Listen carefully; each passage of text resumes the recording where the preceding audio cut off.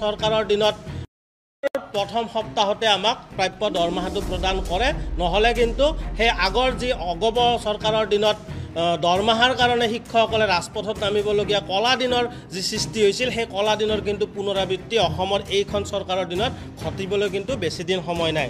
শিক্ষামন্ত্ৰী মহোদয়ে সংবাদ মাধ্যমত কৈ আছে যে 98% শিক্ষকে চহী কৰিছে, ইতিমধ্যে 2% শিক্ষকে আছে, অৰ্থাৎ 2% শিক্ষক থাকিলে আমাৰ 25,000 শিক্ষকৰ মাত্ৰ কিমান থাকিব, 500 জন নহয়, 500 জনৰ কমি যাব। শিক্ষামন্ত্ৰী মহোদয়ে যি 2% কথা কৈছে, 35,000 শিক্ষকৰ যদি 2% আমি হিচাপ কৰোঁ মাত্ৰ 707 জন শিক্ষক হয়।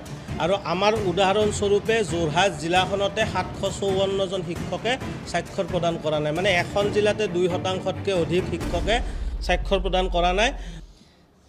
যে আপোনালোকে জানে যে যোৱা 7 ডিচেম্বৰ তাৰিখে আমাৰ লগত মুখ্যমন্ত্ৰী মহোদয়ে এখন মিটিং কৰিছিলে, সভা কৰিছিলে, আৰু তাতে আমাৰ অসমৰ প্ৰতিখন জিলাৰ পৰা 4জনকৈ প্ৰতিনিধিক মাতিছিলে, আৰু মাতি তাতে আমাক আমাৰ নিয়মীকৰণ সন্দৰ্ভে আমি যিবোৰ দাবী উত্থাপন কৰি আছিলোঁ সেই সম্পৰ্কে আমাক কিছুমান সিদ্ধান্ত দিছিলে। সেইদিনাখন যে আমাক অপশ্যন দিয়া হ'ব, সেইদিনাখন মিটিঙতে কৈছিল মুখ্যমন্ত্ৰী মহোদয়ে যে আমাক এটা অপশ্যন দিয়া হ'ব, আৰু আমাৰ যিটো নিয়মীকৰণ হ'ব যে আমাৰ চাকৰি সম্পূৰ্ণ নতুনকৈ হ'ব, তেনেকৈ নতুন পদ্ধতিৰে হ'ব, আৰু এখন অপশ্যন ফৰ্ম দিব। যিসকলৰ দৰমহা কমি যাব বুলি ভাবিছে, নতুনকৈ হ'লে আমাৰ দৰমহা বহুত কমি যাব, প্ৰায় 15,000 টকাৰ ডিফাৰেঞ্চ আহি যায়, আৰু সেইমতে আমি প্ৰতিবাদ কৰিছিলোঁ যে আমি নতুনকৈ হ'লে আমাৰ অসুবিধা হ'ব, কাৰণ বহুতৰে এতিয়া বৰ্তমানত দৰমহাত চলি আছোঁ, আৰু বৰ্তমান দৰমহাত আমাৰ লাইবিলিটিছ আছে চবৰে, চব পৰিয়ালৰ, গতিকে আমাৰ যথেষ্ট অসুবিধা হ'ব। তেতিয়া মুখ্যমন্ত্ৰী মহোদয়ে ক'লে যে আমি তেতিয়াহ'লে আপোনালোকে য'তে আছে, যি জেগাত কৰি আছে এইটোতে থাকক, এইটো দৰমহা থাকি যাব, আৰু যিসকলে যাব বিচাৰে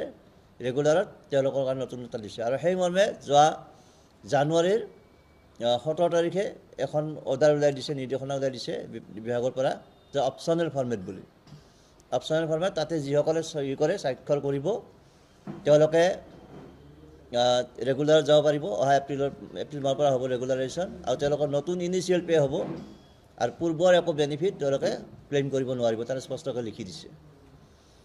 এতিয়া আমাৰ শিক্ষকসকল যথেষ্ট বিপাঙত পৰি গ'ল, কাৰণ সেই চহী কৰিবলৈ লোৱা বুলি কোৱাৰ লগে লগে আমাৰ ইয়াত বিভিন্ন ধৰণৰ শিক্ষক আছে। আমাৰ 2012 চনত জইন কৰা আছে, 12 চনৰ পৰা কাম কৰি থকা আছে, 2017 চনত পোৱা আছে, 2021 চনত নিযুক্তি পোৱা আছে, 2022 চনত নিযুক্তি পোৱাও আছে আমাৰ মাজত, আৰু এছাম আছে ষ্টেট পুল শিক্ষক বুলি, তাতে প্ৰায় 9,500 জন আছে। তেওঁলোকৰ 2017ত হৈছিল, তেওঁলোকৰ ফিক্স হৈছিল, তেওঁলোকৰ আৰু এপইণ্টমেণ্ট ছিষ্টেমটো অলপ বেলেগ আমাতকৈ, আমাৰ লগত নিমিলে। গতিকে তেনেকুৱা বিভিন্ন ধৰণৰ কথা হেতুকে এই অপশ্যন ফৰ্মেটখনে আমাক মানে কিছুমানৰ ক্ষতি বেছি হয়। এতিয়া 2012খিনি বহুত ক্ষতি হয়, আমি 11টা ইনক্ৰিমেণ্ট লছ কৰিব লগা হৈছে, যদি আমি ৰেগুলাৰ অপশ্যনটো চইচ কৰোঁ, বাছি লওঁ।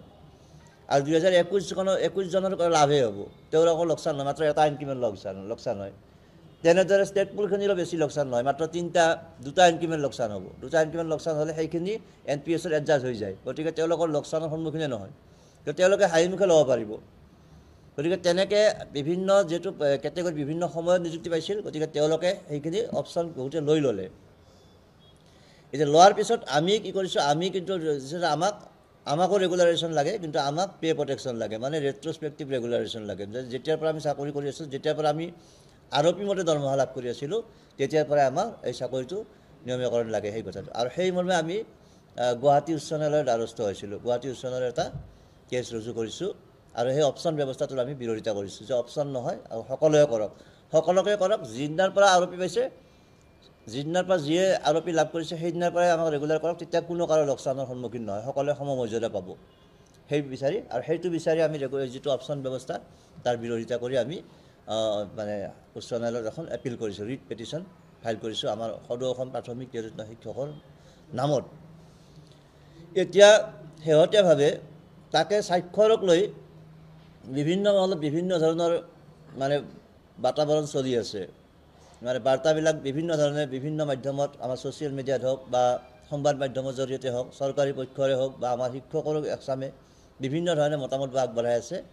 শেহতীয়াভাৱে শিক্ষামন্ত্ৰী মহোদয়ে যোৱা 15 তাৰিখৰ পৰা যে সংবাদ মাধ্যমৰ যোগে যি ধৰণে তুচ্ছ-তাচ্ছিল্য কৰি আছে চহী নকৰাখিনিক লৈ, সেইটো আটাইতকৈ কিন্তু এটা গৰিহণাৰ যোগ্য, আৰু আমি তাৰ প্ৰতিক্ৰিয়া প্ৰকাশ কৰিয়ে আজি আমি সংবাদমেলখনৰ আয়োজন কৰিছিলোঁ।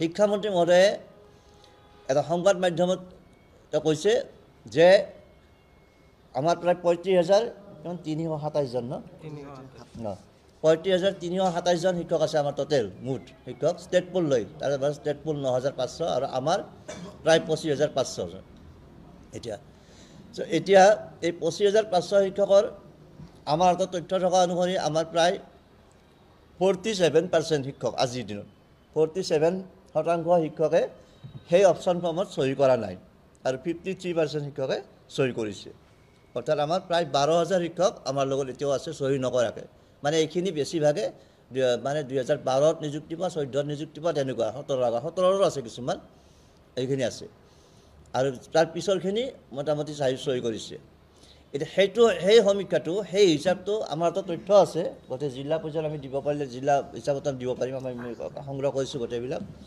এতিয়া শিক্ষামন্ত্ৰী মহোদয়ে সংবাদ মাধ্যমৰ যোগে কৈ আছে যে 98% শিক্ষকে চহী কৰিছে ইতিমধ্যে 2% শিক্ষকে আছে অৰ্থাৎ 2% শিক্ষক থাকিলে আমাৰ 25,000 শিক্ষকৰ মাত্ৰ কিমান থাকিব 500 জনো নহয় 500 জনৰ কমি যাব